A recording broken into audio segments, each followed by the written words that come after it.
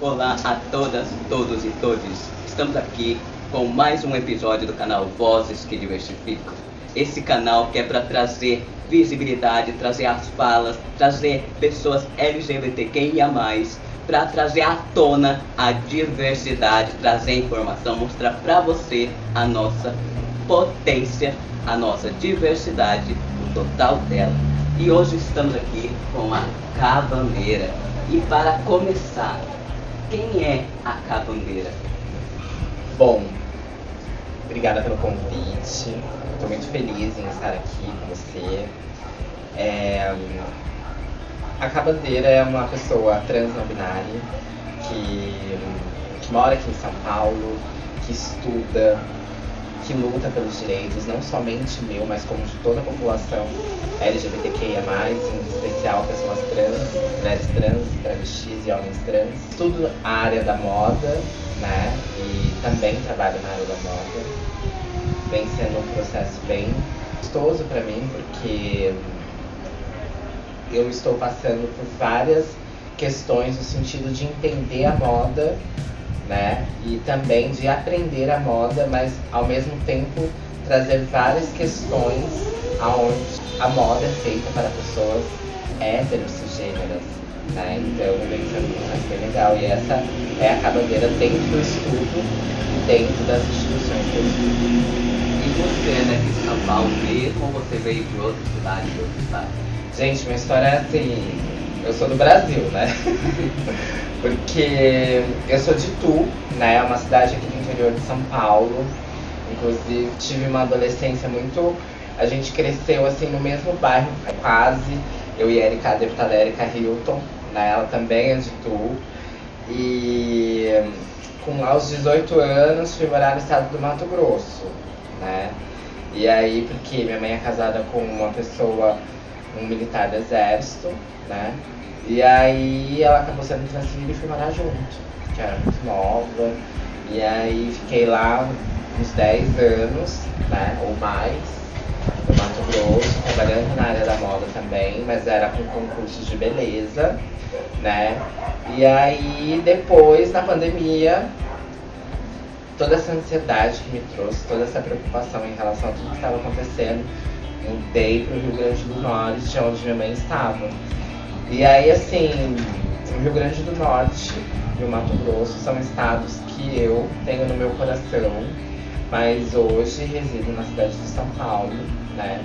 E a hora que terminar os meus estudos, pretendo voltar ou para o Mato Grosso ou para o Rio Grande do Norte.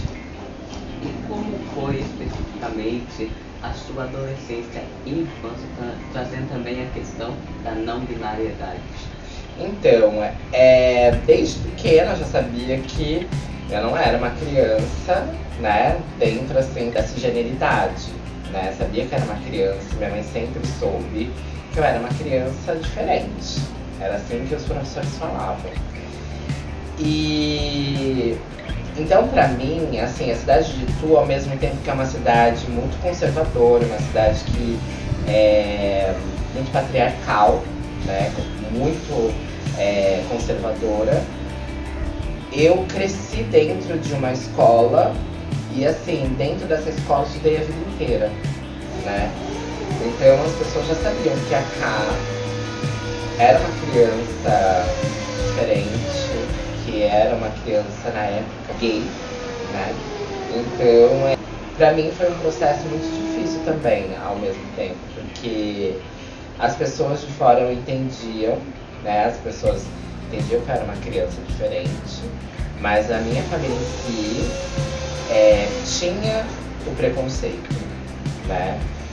E assim, na minha família nós temos uma mulher trans travesti, né? Então, hoje ela tem 51 anos, eu acredito, né? Não vou falar exatamente porque eu não sei, mas naquela época era GLS, né? Não existia essa pluralidade que existe hoje, LGBTQIA+, né? Então as pessoas associavam da minha família que eu seria igual a Shell, né? A minha prima tia-prima, que é uma mulher trans, travesti. E aí, lembro que teve muitas barreiras, sabe, pra mim estar perto dela, sabe? De ver ela, porque sabiam que isso poderia ser talvez uma inspiração, um incentivo de realmente eu ser quem eu sou, né? E aí a não binariedade, pra mim, ela vem a partir de 2019, né? Quando eu começo a entender que eu não sou uma pessoa gay, né? E aí eu falo assim muito, que nem ontem eu tava conversando com uma pessoa exatamente sobre a questão da transexualidade, né? E muitas pessoas já chegaram em mim e já falam assim: e aí, mana, quando você vai colocar seu silicone, quando você vai se entender enquanto mulher trans, travesti, né? E eu falo que é um processo de eu entender eu mesma, de o meu corpo pedir, de eu entender que eu sou uma mulher trans, né? Então, assim, o termo da binariedade, ele serve muito de apoio, sabe? Das pessoas. Hoje a gente vê que muitas pessoas se transicionam muito rápido, a gente vê aí, e destransicionam, né? Porque não teve o tempo de pensar. E eu tô tendo essa mentalidade de entender o meu corpo, de entender a minha história, de entender a minha necessidade, né? Enquanto pessoa não binária, hoje eu entendo muitos processos, né? E pra mim, principalmente, ter vivências com mulheres trans e travestis é muito especial pra mim, porque quando eu olho, eu reflete exatamente quando eu vejo elas falarem da infância, da adolescência, e aí eu começo a ver e falo assim, nossa, é tudo muito parecido, né? Ontem a gente ouviu aquela história, né, da frase da Miss lá, que nós somos diferentes, mas porém somos todos iguais, né? E é isso a real história de pessoas trans. A gente muda, talvez mude os contextos de cada pessoa, mas no final é tudo a mesma coisa. É a gente se identificar, a gente se entender, a gente saber que nós podemos ser. Então eu acredito que vem sendo um processo muito maravilhoso pra mim, sabe? Quem me conheceu talvez em 2019, tudo bem que hoje, por questões de estética, muitas das vezes você não precisa estar dentro dos padrões. Eu entendo e reconheço que é uma luta do movimento das mulheres trans e travesti que passam por muitas questões de cirurgia, né, da questão estética, e eu entendo isso exatamente, né? Então, assim, venho passando por vários processos, laser facial que eu venho fazendo, eu tinha muita barba, hoje já não tenho, e assim, me olhar no espelho e me identificar, me olhar e me entender, é um processo que a não binariedade me trouxe, me presenteou, porque eu ficava em dúvida, será que eu vou tirar? Né? E assim, o mais importante é a gente saber e entender a essência da pessoa. Eu entendo que a minha essência e a minha pessoa é feminina, mas eu venho passando pelos processos físicos nesse momento. E como foi para você a questão de oportunidades no mercado de trabalho, no teve dificuldades, quais foram? Então, eu nunca trabalhei num local onde eu fui registrada, sabe? Eu trabalhava como hairstylist, então assim, sempre foi a questão de ser autônoma, mas assim, eu sabia e sei das dificuldades que uma pessoa trans passa para arrumar um emprego. E para qualquer pessoa LGBT, muitas das vezes é muito difícil. Então pra mim também não foi muito fácil, porque eu sempre fui essa pessoa muito solta, sabe? E aí eu sentia dificuldade em arrumar um emprego fixo. Foi quando eu decidi que eu poderia trabalhar na área de cabelo, né? E na área da moda. Então assim, sempre me coloquei nesse espaço de ser autônoma, porque vi muitas dificuldades para trabalhar. E assim, naquela época, vamos dizer aí, sabe? Tenho 18 anos, tá, gente? Vamos dizer que quando eu tinha 18 anos, a dificuldade era tão grande para arrumar emprego que o emprego que nos era colocado era trabalhar no shopping ou no McDonald's. E assim, adoro McDonald's, mas não era o que eu queria, né, naquele momento. Eu queria outros horizontes, né? Então, eu senti muita dificuldade. Eu assim, eu fico triste em saber que eu nunca tive uma carteira profissional. Porque a carteira profissional, quando as pessoas falam, principalmente da questão de currículo, me traz várias questões, né? Porque eu vejo muitas pessoas concursadas, pessoas LGBTs hoje, pessoas ocupando espaços. E às vezes eu me pergunto, por que isso não aconteceu comigo quando eu tinha 18 anos, né? Porque hoje eu fico muito feliz de ver que pessoas, né, LGBTs, principalmente pessoas trans e travestis, e homens trans com 18, 19 anos estando nos espaços. Mas antes era muito restrito, era muito difícil, até mesmo por questão profissional, por questões de... Hoje eu entendo porque muitas das vezes eu comecei uma faculdade e não terminei. Porque eu não entendia que a minha existência dentro desse espaço incomodava outras pessoas. E é muito difícil a gente ter essa maturidade e enxergar. Hoje eu enxergo que a minha existência incomodou muitas das vezes, que não era por questões pessoais, fulano não gosta de mim porque eu respondi tal coisa, ou porque não, é porque a minha existência realmente incomodava. E hoje eu tenho essa consciência, então quando eu venho com 35 anos estudar, me dedicar aos estudos, estar dentro de uma universidade, dentro de uma instituição, o Senai, o Senac, pra mim é maravilhoso. É revolucionário, porque eu não tive essa oportunidade. E você atualmente trabalha? Hoje eu estou começando a empreender, que é uma lojinha que eu tô em processo de montagem, tudo. Às vezes a gente pensa que é muito fácil, né? A questão de empreender, mas quando você empreender desde o início, o que é desde o início empreender dentro da moda?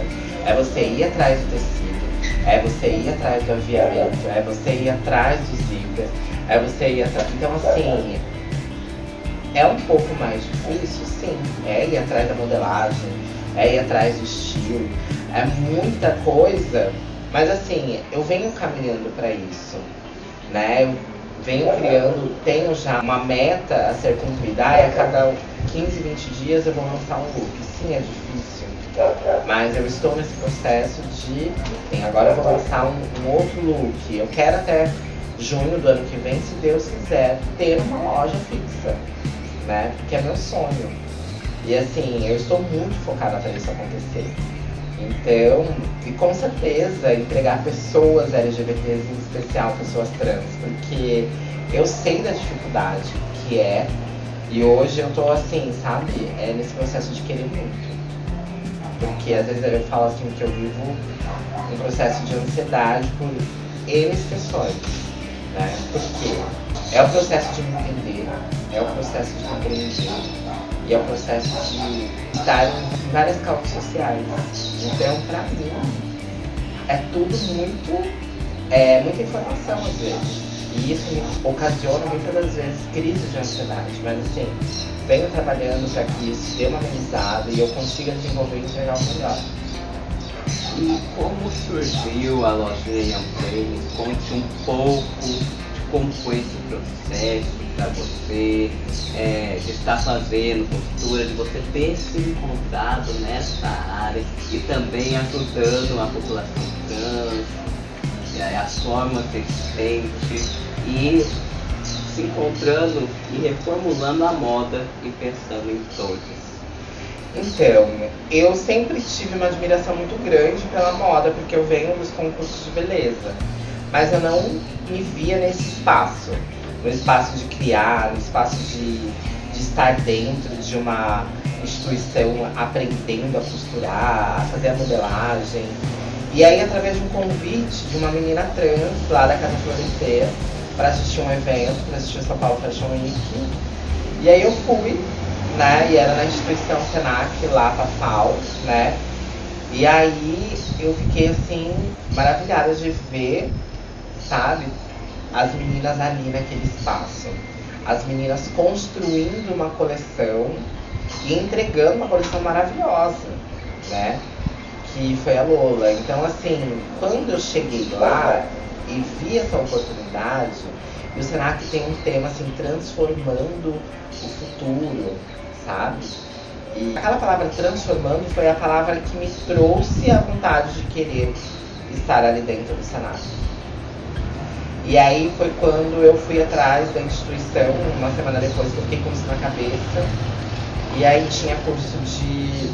Na verdade era um processo de final de ano, assim, era mais ou menos... Já tinha, acho que, passado os cursos de iniciante, sabe? E aí só tinha um curso de modelagem de moda praia. E aí quando eu vi o curso, a ansiedade estava tão grande, eu falei assim, eu quero. Você sabe estudar? Não sei, mas eu aprendo. E também me trouxe a questão do concurso do ITA, porque os meninos sempre vestem sungas pro evento, então eu já pensei, falei, opa, vou aprender a fazer a sunga dos meninos, né? Não vou precisar pagar uma pessoa para estar fazendo, e sim pegar uma modelagem para pessoas trans, né? Isso foi o que mais me chamou a atenção. E aí eu comecei o curso, aí eu tinha muita dificuldade, porque é um curso mais difícil, né? Porque você fazer sunga, você fazer biquíni, trabalhar com tecido com elastano, né? Ele não é um tecido plano, então ele dá uma certa instabilidade, um certo medo de fazer. Mas aí eu tive pessoas na sala, sabe? Alunas, mulheres cisgêneras, né? que me apoiaram dentro do curso.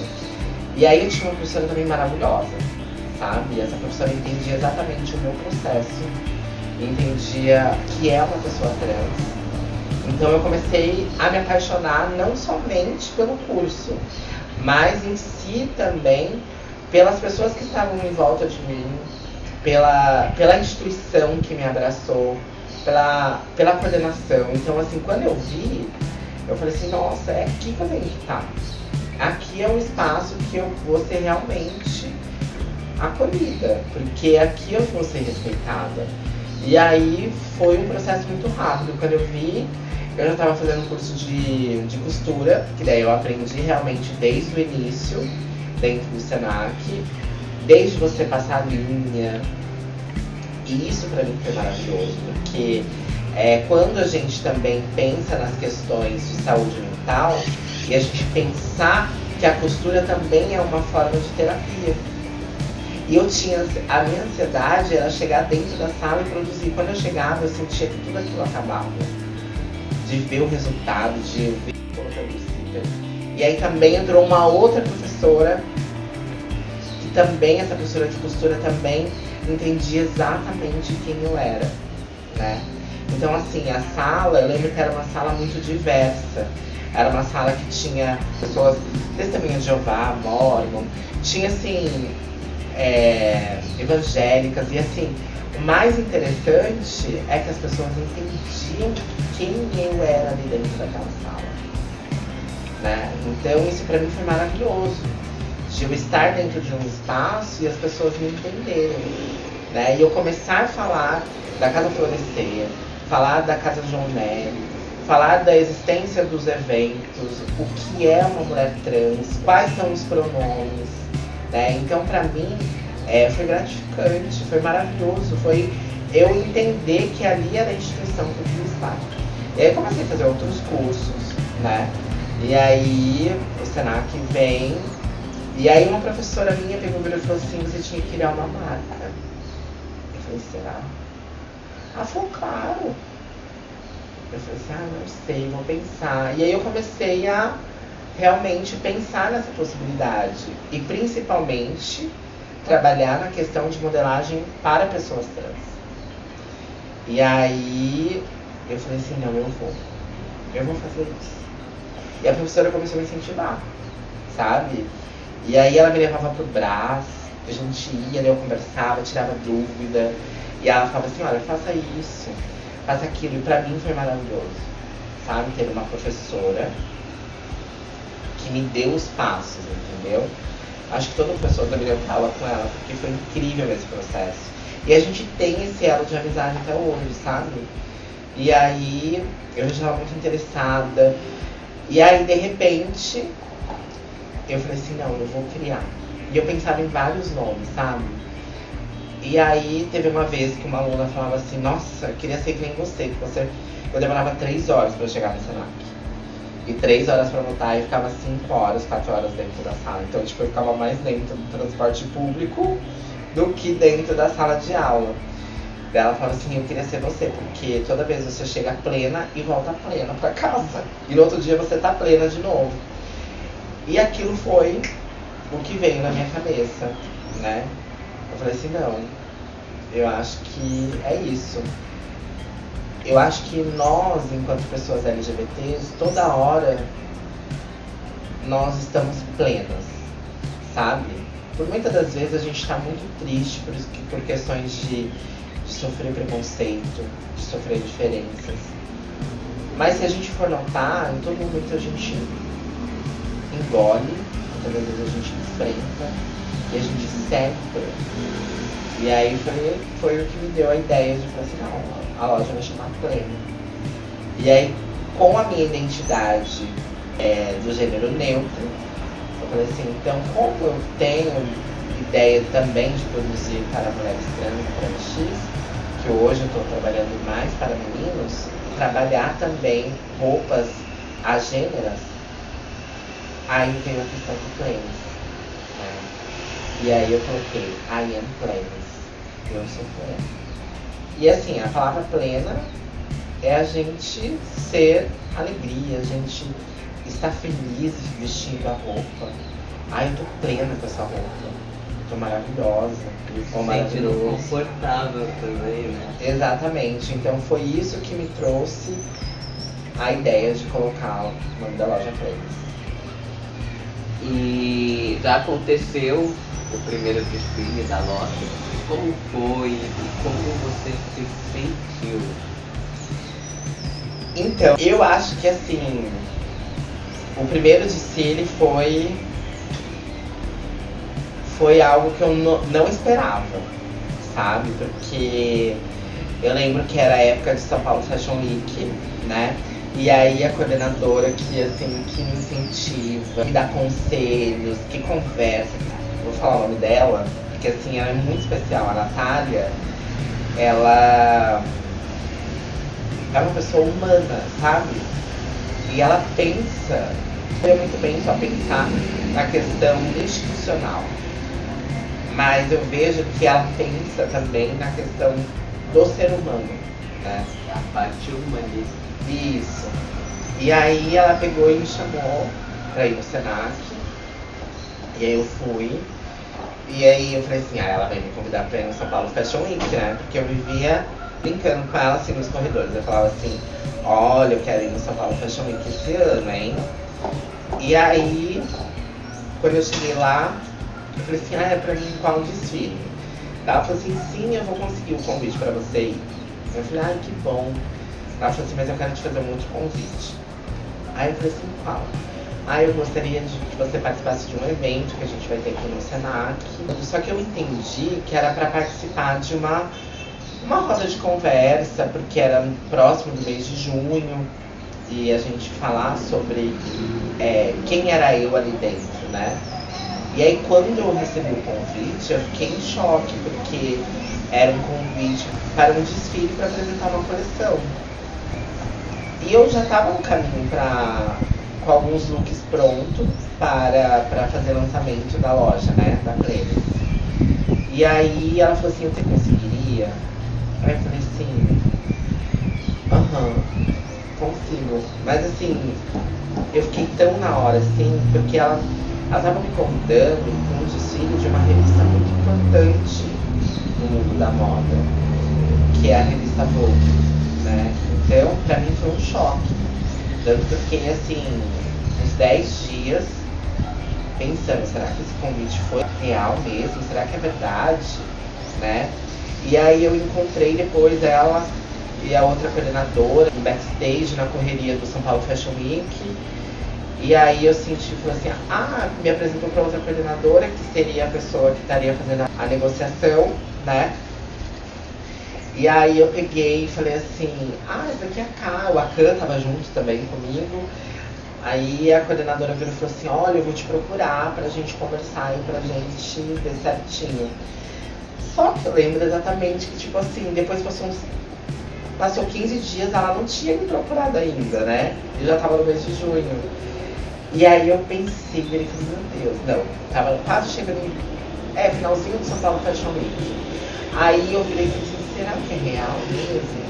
E aí a Jal me mandou uma mensagem falando, cara, queria ver com você, como que a gente vai fazer a questão do desfile, que você pode apresentar a sua coleção, qual é o tema da sua coleção. E aí eu trouxe pra ela que a coleção seria pensando em corpos trans, né? Porque a gente sabe que a indústria fast fashion, que são as grandes, né, lojas, né, que a gente tem aí Riachuelo, outras aí, não tem uma atenção pensando em modelagem para corpos trans, né? E aí eu apresentei, e isso pra mim foi maravilhoso. Eu vivi um momento muito feliz, porque você vê todas as pessoas que você conhece, pessoas trans, na maioria, ocupando a passarela, estando naquele espaço, pra mim foi o que eu precisava, entende? E assim, foi um pouco cansativo, né? Porque o processo de criação de coleção exige muito, né? Mas eu não desisti, sabe? Foi maravilhoso. E assim, eu vejo esse autocuidado, esse carinho que o Senac não só tem por mim, mas por outras pessoas trans que passam nesse espaço, né? Porque também teve uma sala somente para mulheres trans de maquiagem, sabe? E quando a gente vê essas questões, a gente fala assim, que muitas das vezes pessoas trans não ocupam esses espaços por falta de oportunidade. E aí quando a gente vê isso acontecendo dentro de uma instituição, trouxe a questão de como essa pessoa trans chega nesse espaço, o que ela passa na rua, o que ela passa dentro da sala, muitas das vezes por estar com outras pessoas que não entendem o que é ser uma pessoa trans. Então, pra mim, é ver que o Senac realmente entende, que o Senac está pronto para nos acolher. Então, pra mim, foi maravilhoso. E assim, gente, começar a apresentar a sua primeira coleção para a revista Vogue, para mim foi maravilhoso. É uma coisa que me deu um gás para continuar, né?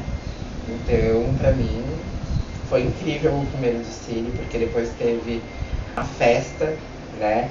Onde estava todas as meninas e todos os meninos, a gente se divertindo, a gente dando risada, a gente estando ali, ocupando.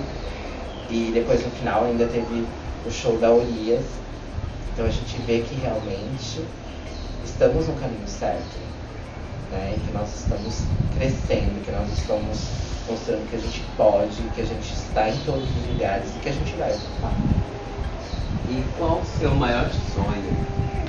Ai, meu maior sonho... eu não vou falar que seria somente uma loja, mas que tivessem várias planes em todo o Brasil, é claro, né? Para realmente ser uma questão de acessibilidade para as pessoas. Além de ter essas lojas em vários espaços, claro, seria maravilhoso, conscientizar outras lojas, incentivar, inspirar outras pessoas a também estarem criando e pensando em nós, pessoas trans. Né? Então, para mim, meu maior sonho é que um dia eu saia pra rua e que eu vá com um amigo meu comprar uma roupa e as medidas estejam certas, sabe? Porque a gente vê que existe essa dificuldade de comprar. Tanto o menino trans quanto a menina trans tem essa dificuldade muitas das vezes para estar comprando, às vezes não dá certo no ombro, aí tem que fazer ajuste. Então, assim, que essas pessoas, não somente as grandes empresas, mas assim, até o novo empreendedor LGBT entenda essa necessidade e saiba que nós precisamos estar plenas, né? Usando roupa, estando confortável. Então, assim, meu sonho é que realmente a moda para pessoas trans, né, ela seja uma realidade, que ela realmente aconteça e que empregue pessoas trans, né? Meu sonho é ter uma confecção somente com pessoas trans trabalhando, né? E assim, quando eu falo sobre isso, é porque eu já tô tendo uma luta dentro também do Senai, né? De falar sobre corpos trans, sobre a existência de pessoas trans, né? E que muitas das vezes as meninas e os meninos não têm oportunidade para chegar num espaço desses, né? Então, o Senai já está se movimentando também para ter uma turma, né? Que é maravilhoso isso.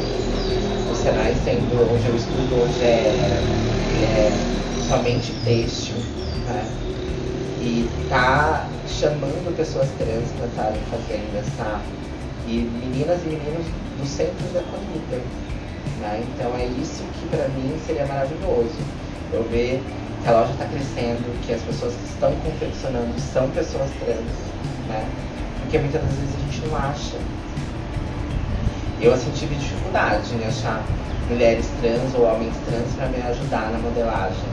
Eu tive que ir atrás de pessoas e levar junto, ou com a professora, essa professora que me ajudou muito, e para outras pessoas e explicar, né, por que eu queria que a modelagem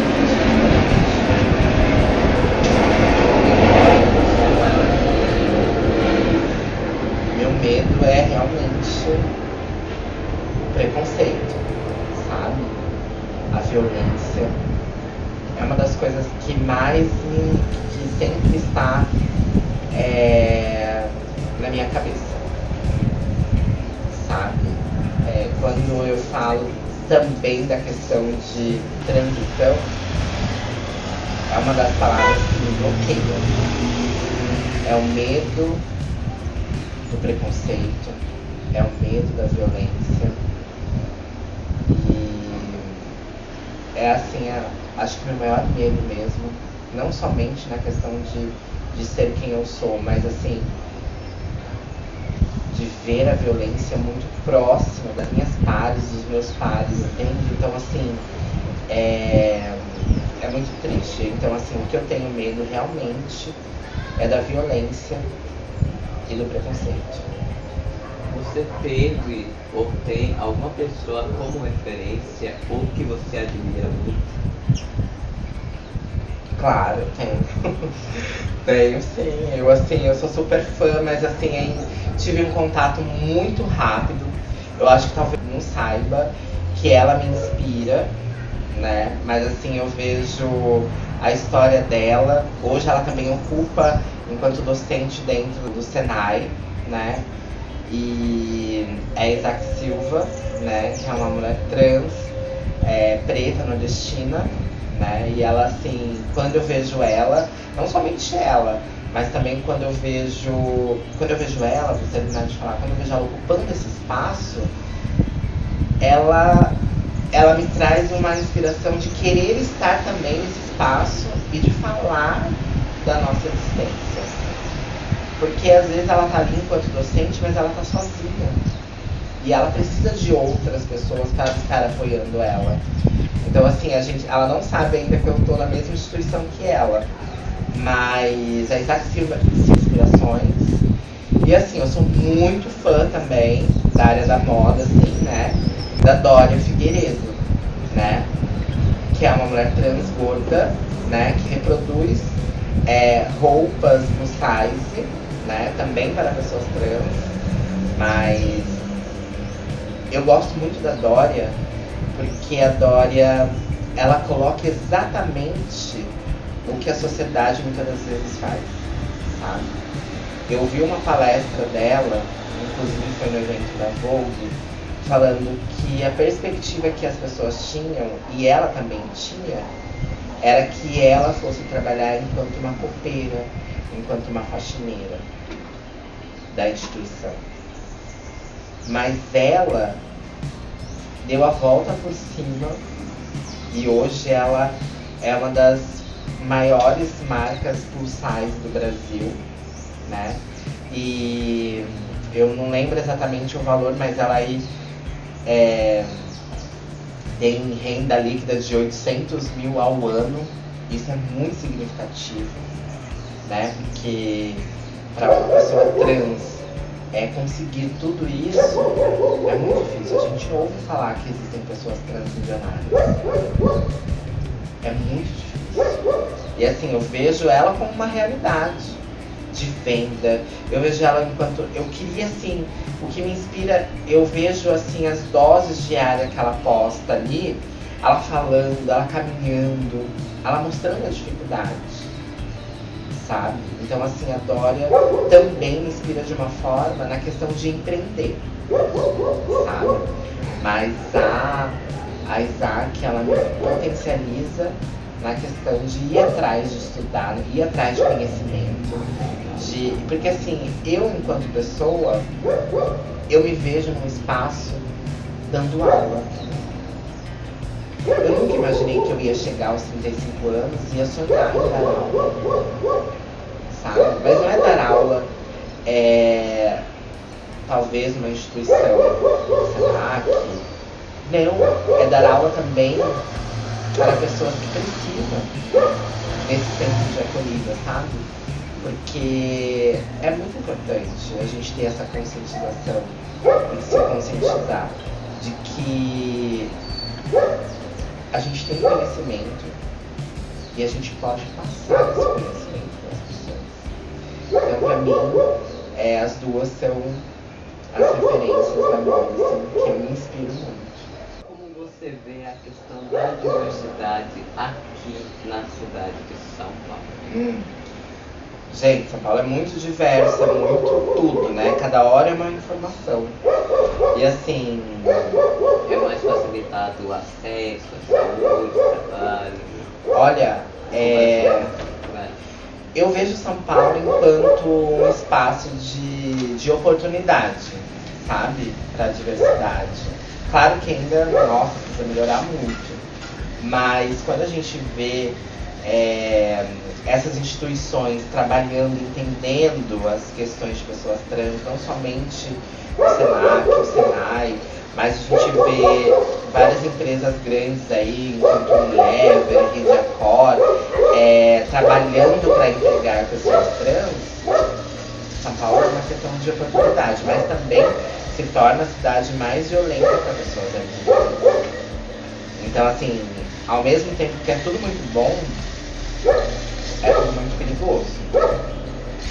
Então, quando eu falo que quando eu me formar, a minha vontade é realmente não estar em São Paulo, mas eu vejo que aqui é o caminho para quem quer oportunidade, para quem quer estudar, para quem quer trabalhar, ter uma carreira profissional dentro da diversidade, né? Porque a gente vê que hoje as empresas têm núcleos da diversidade, então isso fortifica, fortalece o movimento, né? E fora outras questões como o centro de acolhida, que a gente sabe que existe, os projetos de incentivo à pessoa trans voltar a estudar, né? Mas tem muita coisa boa em São Paulo na questão da diversidade. E as pessoas gostam, né? Mas ao mesmo tempo é muito perigoso. A gente vê perdas assim, muito rápidas de mulheres trans, travesti e até pessoas bebê aí na questão sofrendo violências em todos os sentidos. Mas a gente está na luta para melhorar e conscientizar essas pessoas que o preconceito não leva a nada. Sabemos que no Brasil, a maioria dos estados não realiza a verificação de nome nos cartórios, nos assentos civis, para pessoas não binárias, que muitas das vezes é requerido a pessoa entrar com ação judicial para tentar conseguir ter a certeza se vai ou não. Como você vê essa questão e qual a importância desse direito? São Paulo é um desses estados, né? Sim. Então, assim, quando eu dou meu RG, a pessoa lê à frente. Às vezes a pergunta assim, mas é só cá? Aí a pessoa curiosa vai lá e olha atrás. E aí a pessoa chega, eu já cheguei a passar por isso, de a pessoa ver meu nome, e aí meu nome social, e daí colocar na consulta o nome morto. E aí eu ia lá e reclamava. O meu RG tem um nome social, mas porque não tem essa opção aqui em São Paulo. Sim. Mas eu vejo que o Rio de Janeiro tem essa questão de identificação para pessoas não binárias. Poucos são os estados que tem. Isso, mas eu já fui em muitos lugares, sabe? Principalmente assim, instituições clínicas, né? Que a gente vai e as pessoas respeitam o nome social. Mas eu fico muito triste quando eu vejo que a pessoa é uma pessoa LGB, né? A pessoa lê meu nome e coloca meu nome morto. Então, assim, pra mim, eu fico muito triste. Porque as pessoas deveriam entender o que é o nome social e respeitar, né? Mas muitas das vezes, eu assim, tem lugares que eu vou e a pessoa lê, e sabe assim, o que mais me impressiona é isso, sabe? Eu ver pessoas da comunidade, quando vê, ainda faz questão de colocar o nome. Mas eu acho que ainda o movimento de pessoas não binárias ainda não está tão unido ainda para isso acontecer, sabe?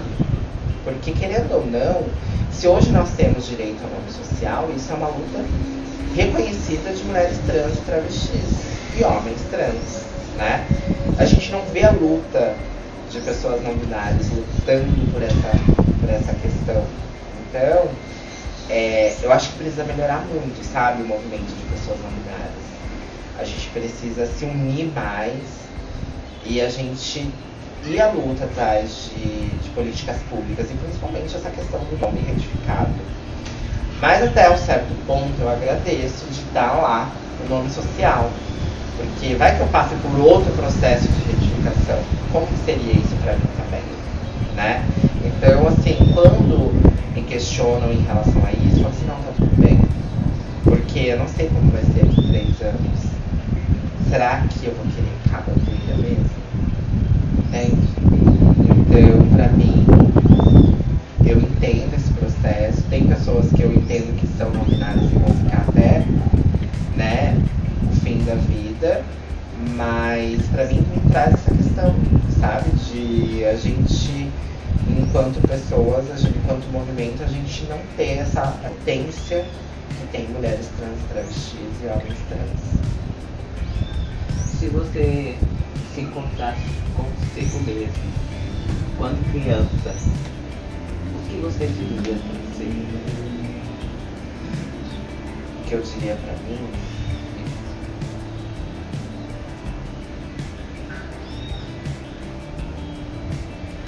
Tá tudo bem. Você é a K. E não desista. Eu acho que muitas das vezes sabe quando você chega no limite de pensar em desistir muitas das vezes? Mas o que me fortalece realmente é ver histórias parecidas ou até mesmo assim histórias de superação que me incentivam de mulheres trans, sabe? Isso me fortifica demais, porque eu vou muito na Casa Florescer, sabe? E na época da pandemia eu lembro que quando eu tava no finalzinho flexibilizando, que ainda não tinha, né, acho que tinha primeira e segunda dose, eu comecei a ir mais. Eu lembro que a minha dose de tranquilidade era ir na Casa Florescer, mas as pessoas não entendiam o que eu fazia tanto lá na Casa Florescer. Acho que tinha gente que pensava, minha família pensa que eu moro lá. Porque toda hora eu postava que eu estava na Casa Florescer. Mas as histórias dela, de muitas das meninas, me fortificam, sabe? E isso, pra mim, é maravilhoso, até certo ponto. De ter essa oportunidade, de entender que eu tô ali pra ouvir, tá ali pra conversar. E ver que algumas coisas são parecidas, sabe? Então, pra mim,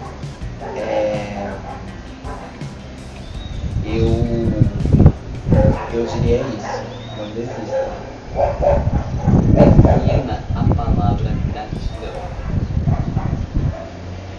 A palavra gratidão pra mim é ver que nós estamos caminhando no caminho certo, sabe?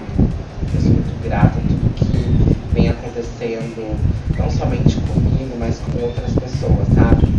De ver que hoje existe casas para mulheres trans, que hoje existe casa para homens trans, sabe? Eu sou muito grata a tudo isso, porque senão a gente sabe que o número de mortes iriam ser muito maiores, apesar de assustar muito ainda a gente. Mas é gratidão a tudo que vem acontecendo, sabe? De ver que a gente está caminhando no caminho certo, de que a gente está lutando certo, de que a gente está conquistando.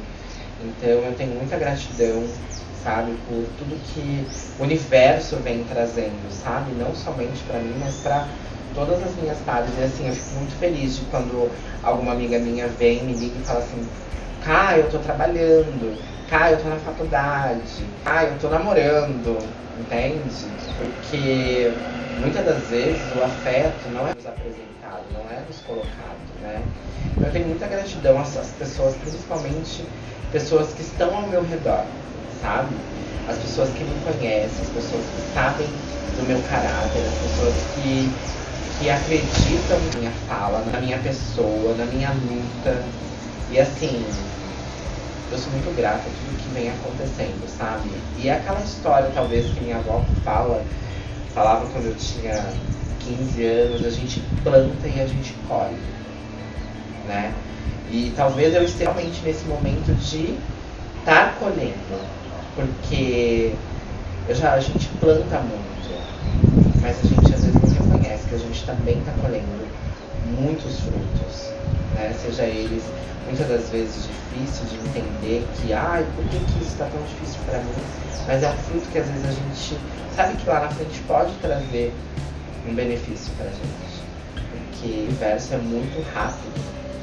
Às vezes eu penso em alguma coisa e já está acontecendo comigo, sabe? Fala assim que, um exemplo, o evento do Mr. Trans eu nunca imaginei que poderia ser uma potência dentro do movimento para os meninos, sabe? E foi uma coisa que eu plantei lá no Mato Grosso, né? E a gente vê hoje o evento aqui em São Paulo. A gente vê, quando eu vejo os meninos chegarem do Brasil inteiro, é porque a gente está plantando certo. A gente está colhendo de estar recebendo esses meninos. E a gente está não somente fazendo concurso, mas a gente está fortalecendo os meninos entre eles, sabe? Porque antes era uma realidade muito distante a gente falar dos meninos trans. E quando eu ouço as pessoas falarem assim, sabe que... Ainda mais se reunir vários meninos no mesmo espaço. Isso, quando as pessoas falam assim, você sabia que o Mr. Trans é o evento que reúne o maior número de homens trans de todo o Brasil? Uma pessoa me falou esses dias. Eu falei assim, não, eu não sabia. E aí a gente recebendo agora os meninos que estão se refugiando no Brasil, quando a gente vê a história do Gente, quando o Gente traz pra mim agora, cá, tá chegando um menino de Marrocos, cá, tá chegando outro menino da Tunísia, cá, vai chegar mais um. E são países que não aceitam LGBTs. E a gente tá caminhando para receber esses meninos. Então pra mim eu falo que é gratidão, sabe? É gratidão em receber, em apoiar, em acolher, porque a gente não é somente um concurso de beleza, né? E assim, eu falo isso, e eu sempre falo pro Estevam ou pro Luan, sabe? Que o evento é deles. Eu somente sou a pessoa que posso chegar nos espaços, porque eles não moram aqui em São Paulo, e tá apoiando. Mas eu quero que daqui 5 anos eu olhe e seja convidada para vir no evento, sabe? Porque é muito sobre entender esse processo também. Entende? O concurso começou